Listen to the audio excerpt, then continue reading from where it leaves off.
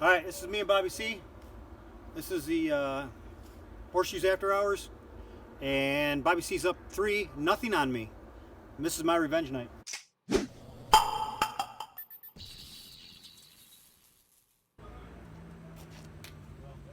Game 1 of Revenge Night. Let's do this. Definitely need this because I don't want to go down even more money. $15 on Horseshoes is like, oh, don't want to waste my money here.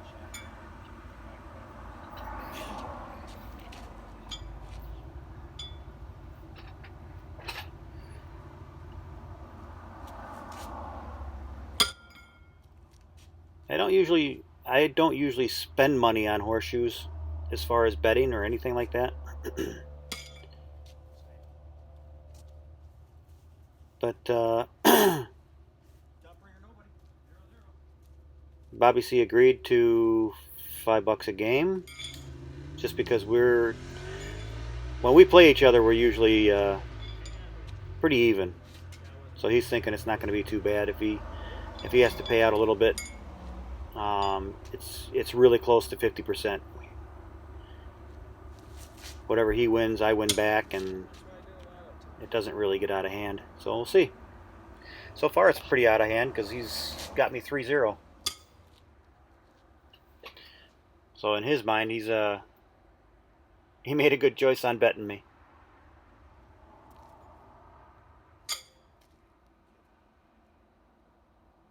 So it looks like I just cleared the pit a little bit and threw one on. Yeah, trying to go 40 feet. I might as well just go 39 and a half. Yeah, these bits. There's Dan back there. I hear his voice. How you doing, Dan? Good for that one, and 3-0 quick.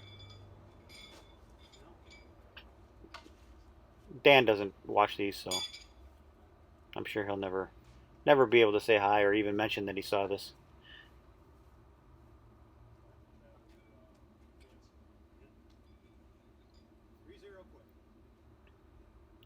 Yeah, I just went off to see if the door was open for the scoreboard where they keep it.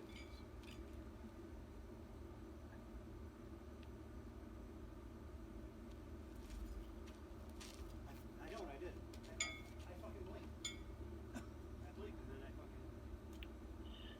fucking... That's something I noticed. Who out there also doesn't blink or does blink while they're preparing to throw? I noticed that if I lock on my target, 3-1, Bobby C's on the board.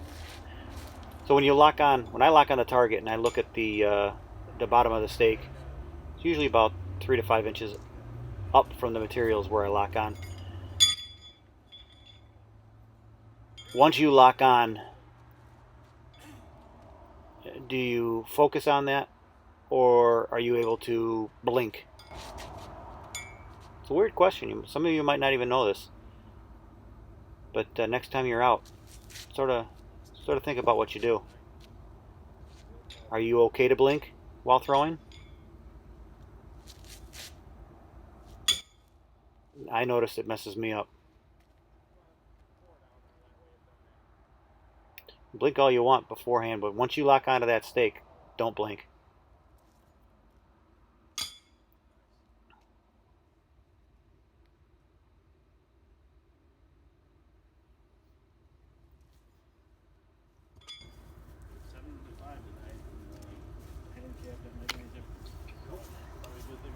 Alright, guys.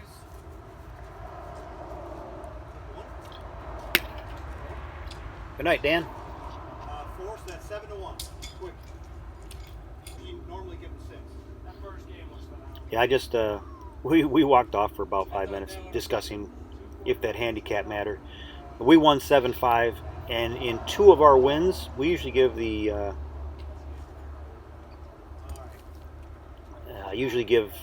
bud shooters around or about 6.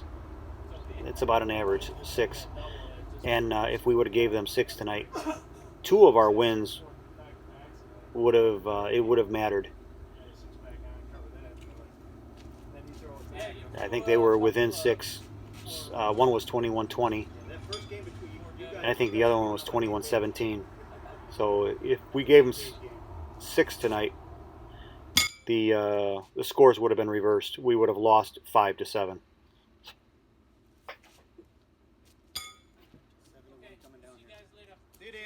Good night, Dan.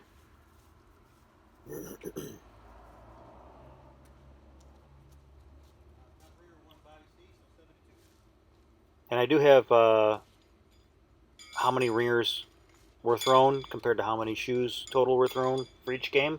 And at the end of those, I'll let you know.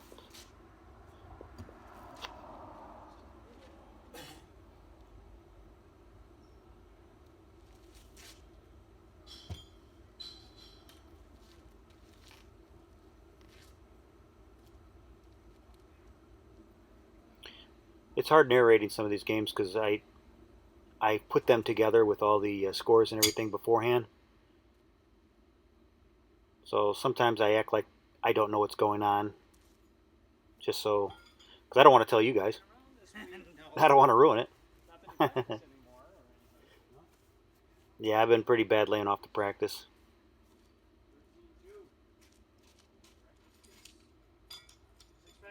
And it shows. Yes, I am. But what happens after an open pit? Don't say it. Don't say it, Dragonfly. Don't say it. Alright, go ahead and say it. Malcolm's thinking the same thing.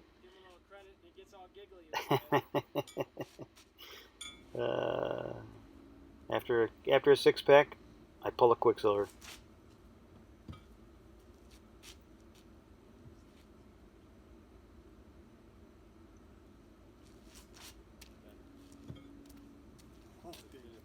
I think so. Yeah, big time. 3 go. 4.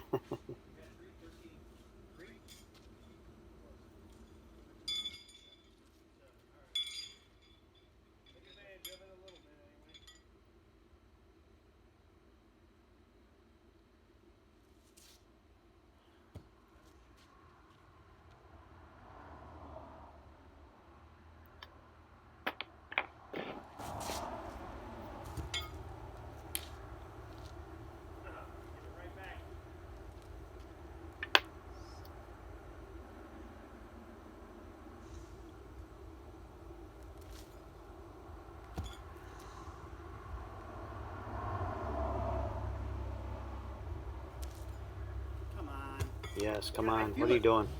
Coming past my leg, I can already feel it. I never got comfortable with that. Pick 1, 14-7. So that on the left-hand side, you see that tent. That tent is a outside seating for 2 people.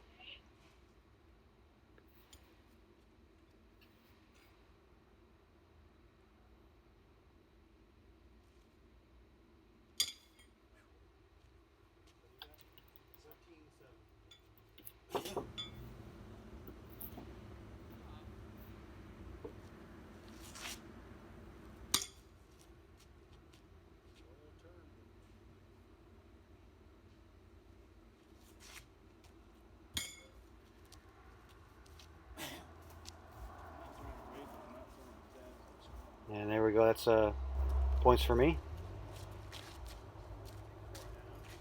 4 quick, so 18-7.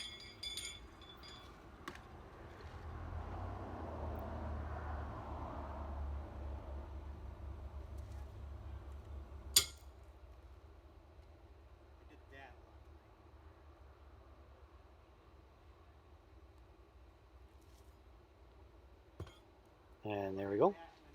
Dan says, "Nope, you didn't have one on." Dan removed the ringer to count, see who was a closer point. So in Rich what? said great shoe. John said great shoe, and I'm thinking, yeah, it was a great shoe. 2. So he physically takes the ringer off, which is a 100% ringer, and then goes down to count who had the closer point. But then at the end forgets that he took a ringer off. But the good thing is that when Paul went to score it, Dan called out 2 points for me. 3 on that one, so that's 21-7. But Paul scored it for 3. So Paul remembered that he took a ringer off. But then his teammate beat the. It's hard to find the same motivation when I'm playing with Dave's. Beat the point.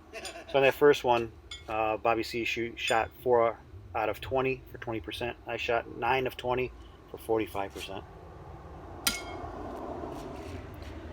And Bobby C starts out with a really good shoe, rejected.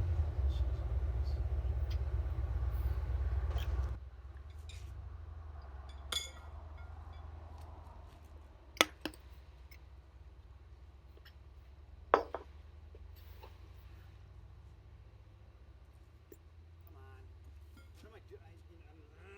know what I'm doing.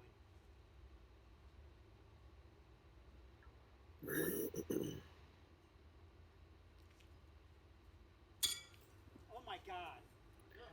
Yeah, that went that went all the way around. They buried the bucket 3 inches down. Yep. With no angle. Well, yeah, 3 inches down, and they put the stake straight up. And they bitch at Rich for throwing hot. Well, you can't throw hot here. Look at that, a perfect freaking ringer, and I'm at the freaking back of it. Yeah. When you go. Hey, dummy. If it was a perfect ringer, it would be on the stake. But one thing I do love, I love bitching. I love it. It's just fun. And another thing I love is blaming something else. It's never my fault. So I always have excuses, and I'm sure that gets, let's see right there. That's hitting cement. That's one right here. And that's not even 2 inches. And you did see me push material This isn't even baseball. in front of the stake before I did that. Beat up old This is dirt. dirt, and maybe a little sand to keep it from. Or 1-0. Yes, 1-0. You might want to look up. Why? I'm up 1-0. That normally is enough. Oh wait, that's when it's 28. So I got to get going here. This shit. That would have been on.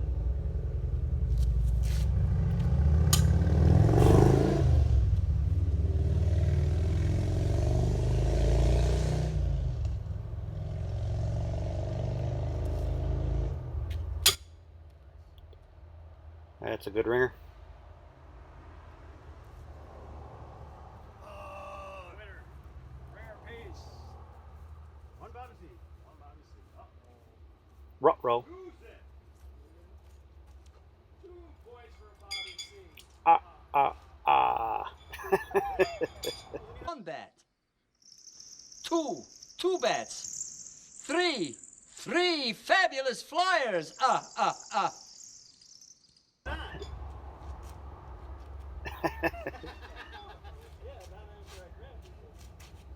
Your face was like, was it? How did that come up? 2-zip, top ringers.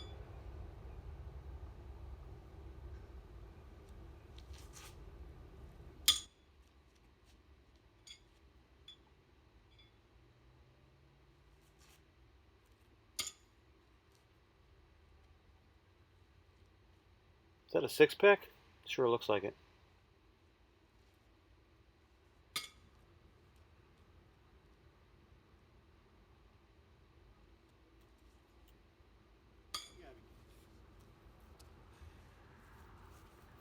I should practice. Yeah, but why? Almost knocked your ass off, too.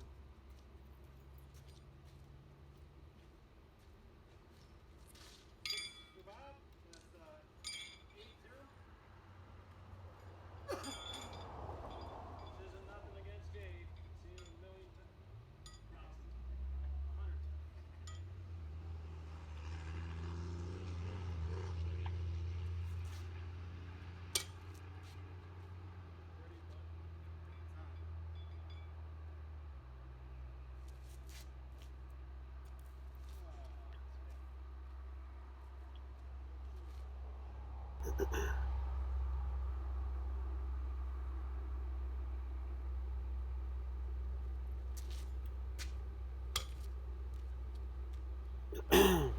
That just pulled the ringer a little bit, made it tighter.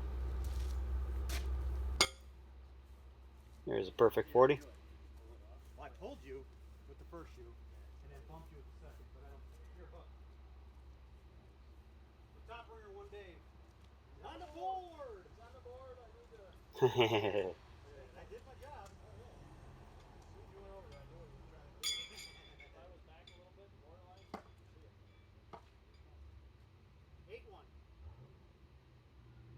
8-1. 8-1 got first throw. See what we can do with it.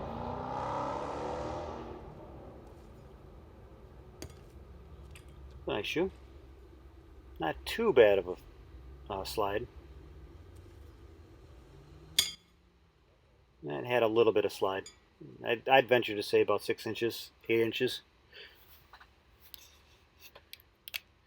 That second one, even on clay, would have made it, because it hit the other shoe and went on.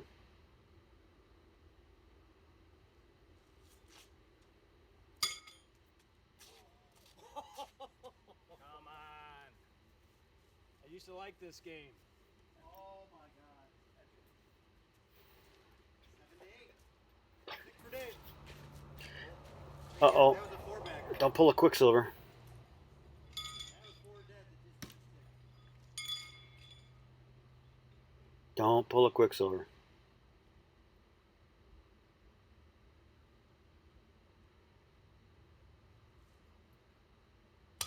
Whew. Good thing.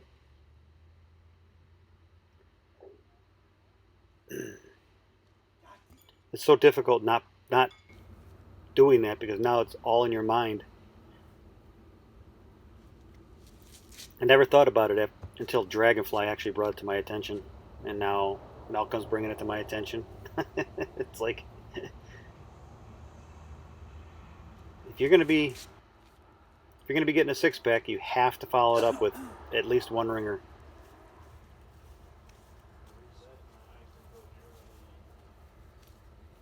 Dave. 10 to 8.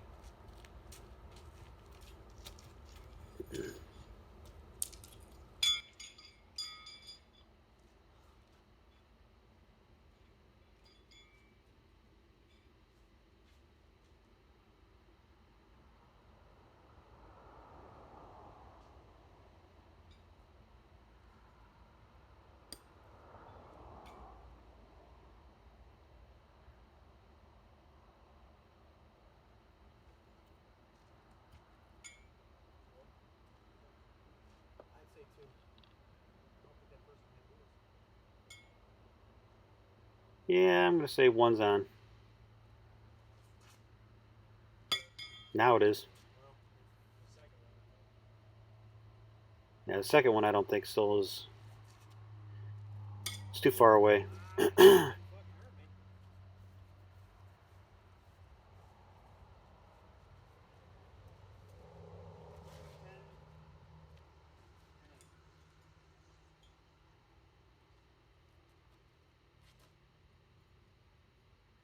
That one's on.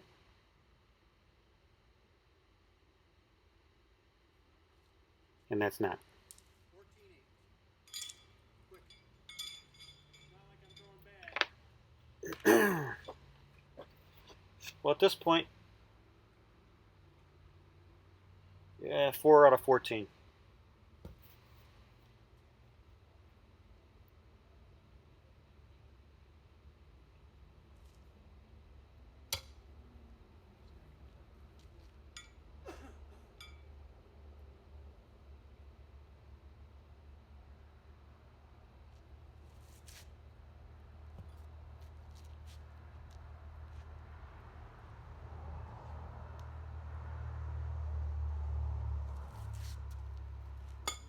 And 4 out of 16. So you're hitting a little buzzsaw right here in the middle. So I'll get full credit for this 6, which will bring it to 20. 6 bags. 20 to 8.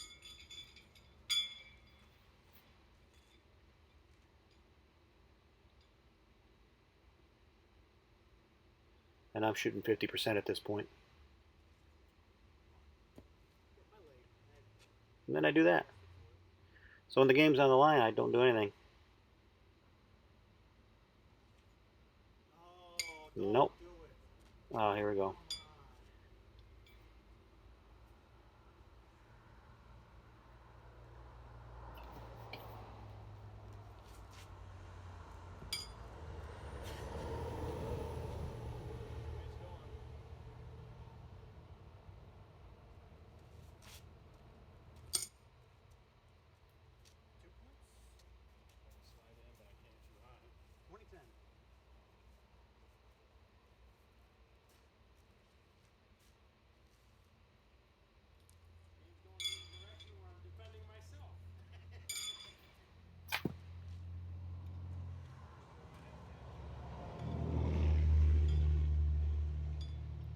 All right, so I still have a chance here.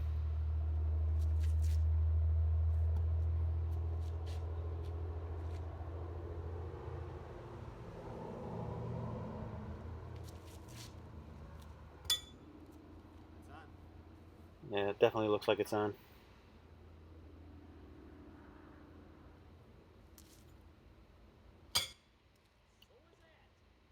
Good top ringer, and I could win it right here.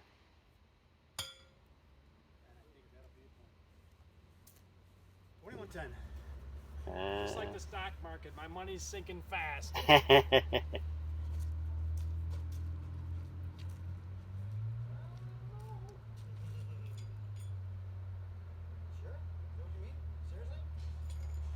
Seriously?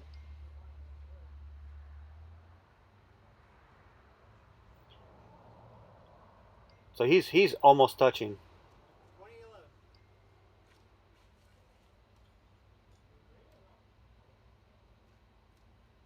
I picked it up, so yeah. I thought about it. He was almost touching the stake on the side, and I was open on the stake, which meant I was at least 2 inches away from either point of the hook. So he definitely got the point. Top ringer is one, he goes, and the game goes on.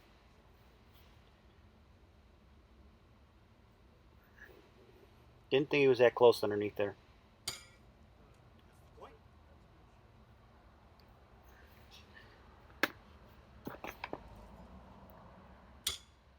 2014. Don't do it. Get that point. Close this sucker out.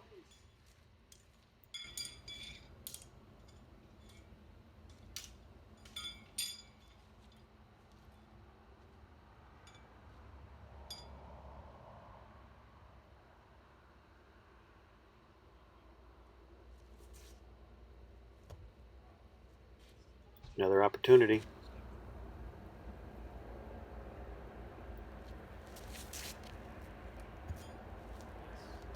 Okay. So he's got a closer point in there, so all I have to do is just top that and get the closer point, and I'm done. Oh. Jesus Christ. So either way, he'll get 15 even if I put a topper on this. And I do. And he does. So it's 15 to 20. Not where I want to be right now.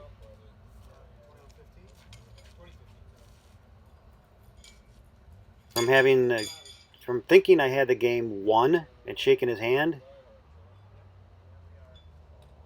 all the way to now he's in the kill zone, tempting fate.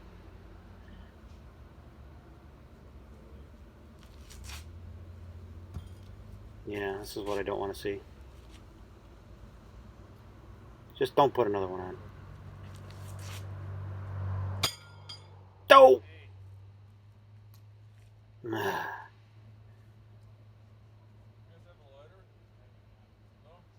All I'm thinking here is, now I'm thinking this has to be on.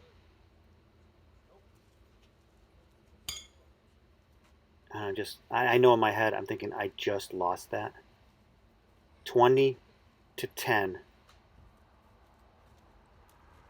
And Bobby C just did what I do to him. So, look at me. I'm just like, Jesus. That's a sixer, no matter how you look at it. So on that game, Bobby C takes the win. Bobby C shot 9 of 26 for 34% ringers, and I shot 10 of 26 for 38% ringers. So for being the higher percentage and losing, that's just pitiful. Crappy shoes on my part. And when I won the game, I was in the 50% range, I think 52.5%. And Bobby C was somewhere in the 20% range. And then as soon as he had the chance, he went 5 for 8 to finish the game, where I only shot 2 of 8. So I deserved to lose it, but can't say I deserved to win it, even with the closer point there in the middle.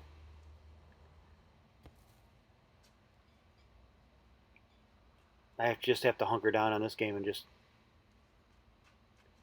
close it out as soon as possible. Can't be lingering.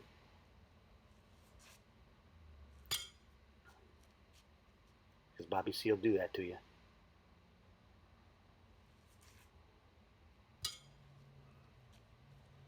Piece one, Bobby.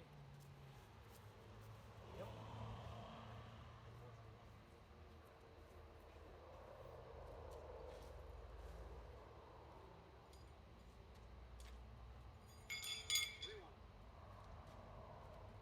3-1 quick.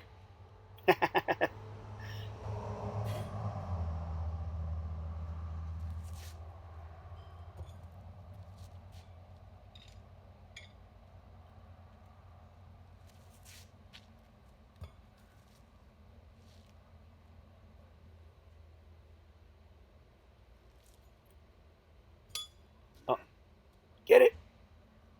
Get it up there. Up and over. Beautiful. Use my own shoe.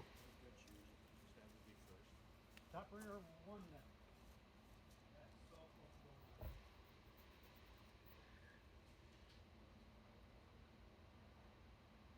Yeah, I didn't trust that guy out there, so we went back. As soon as he left,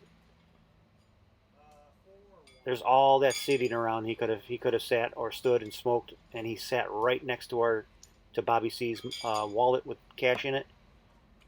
Actually, Bobby C puts cash on the outside of his wallet. I don't understand that, with the money clip. And our phone's there too. So I'm like, why is he sitting at the table with all that stuff on there when he can sit at another table? So there's a nod. There's a nod. Just because I felt like I held on to it a little longer and leaned. And a good thing for Rick, I actually put that ringer on. So a positive nod to Rick.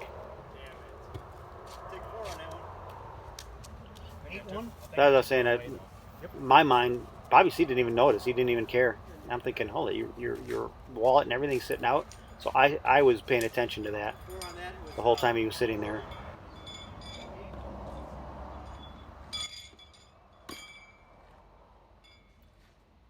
And then when he finally got up, I told him, let's go grab all that stuff. Yeah, guaranteed not to lose all your money, because I was trying to go 3 and out with him tonight, and then even the score 3-3. But since he got that win on game 2, it's right now it's 4-1.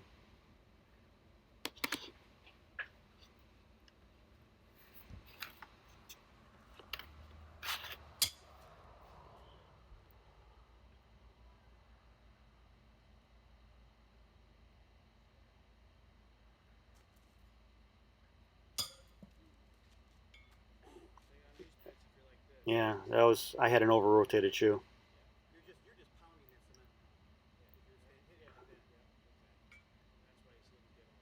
Yeah, you gotta land them flat here. It's like shooting on, like going out into a field and just pounding a stake into the ground. When you shoot on grass, you have to have a really nice soft one flip, land flat.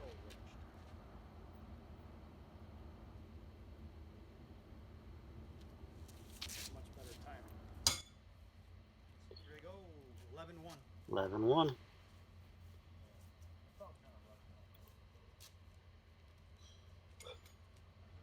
I went over to Bobby C's house and we played 9 games. Yeah, 9 games.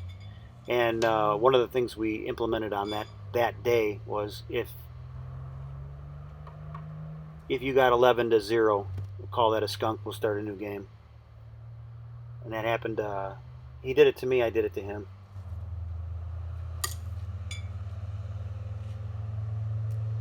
So that was fun.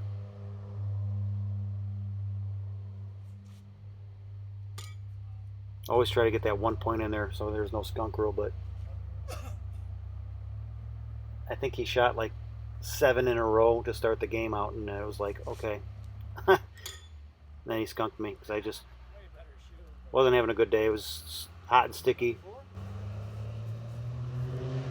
It's one of those days where it was, I think it was like 92 degrees, and I went over to his house at like 4 o'clock, so temperature was still up there. Yeah, Bobby's climbing up there, 11-4. Doesn't take much to, like if he gets a 6-pack here and I don't answer any of it, that's 10-11. So, Ken can switch around real quick.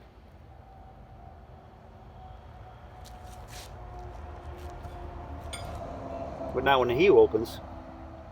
So that gives me an opportunity to just stretch it out even more. There we go. So if he's going to leave me an open pit, I have to make him bleed.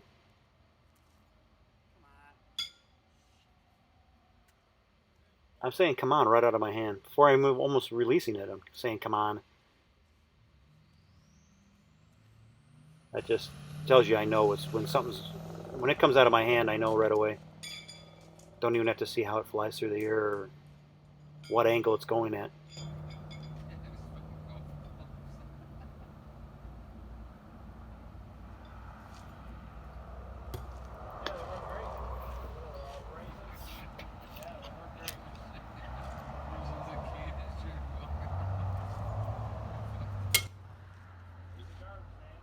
We should use that mulligan deal to play this. Every game you get 1 mulligan.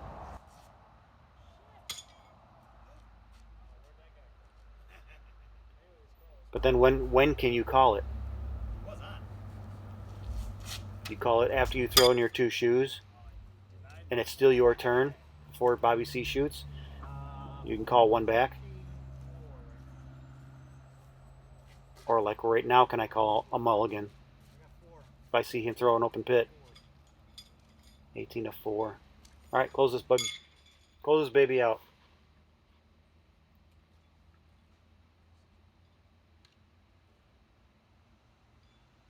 So we'll talk about using the mulligans. We'll try it in an actual game between Bobby C and I, and see how it works out.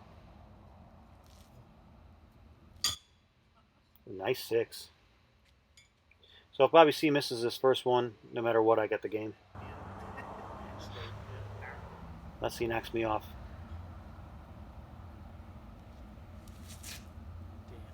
That's pretty much almost guaranteed. So Bobby C shot 3 out of 18 ringers for 16% in this game. And I shot 9 out of 18 for 50%.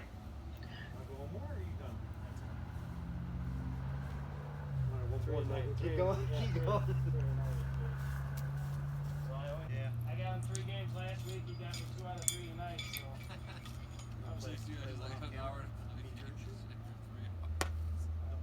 So after 6 games played, I owe him $10 so far.